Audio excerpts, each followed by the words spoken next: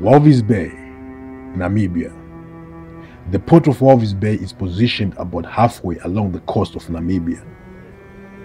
There is a direct connection to the major shipping routes to and from Europe, South America, and Asia.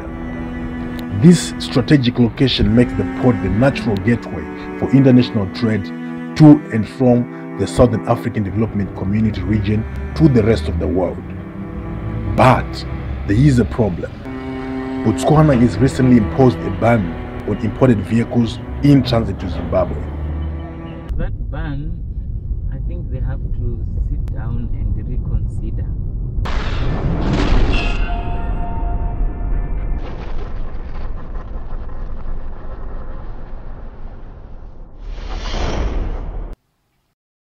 In 2012, I bought this property because business was doing good. And suddenly after the border closed down, now business is so bad that I had to close down sell this part. Right now, I'm inside the ship at the port of Walvis Bay.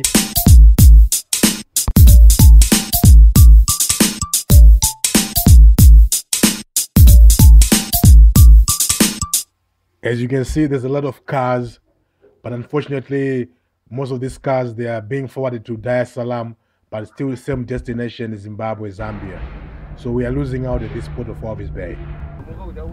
There is no doubt that the ban implemented by Botswana on imported vehicles have taken a toll on the local businesses as well as business in Botswana as well. But I'm going to go on a road trip to really find out how difficult it is to transport a vehicle now, now that the Botswana border has been closed to Zimbabwe.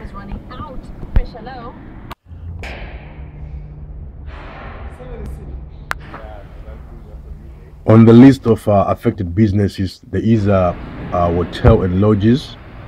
There is custom clearing agents who used to clear maybe 10 to 20 cars maybe per company, per vessel. But now some of them, they even go up to a month without any vehicle to clear.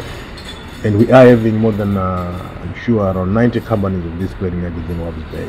And they're also employing other people as well.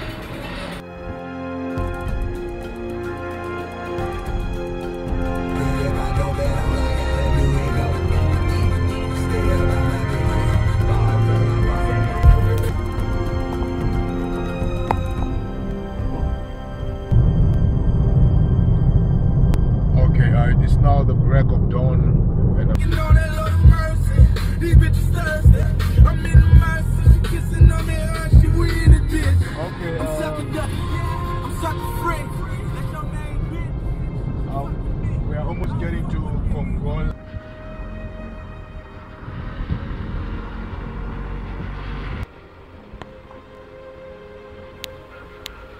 The way forward, I think the SADC community must come together, sit down, make a blueprint of the way forward in a way which promote regional integration and economic development for our southern states.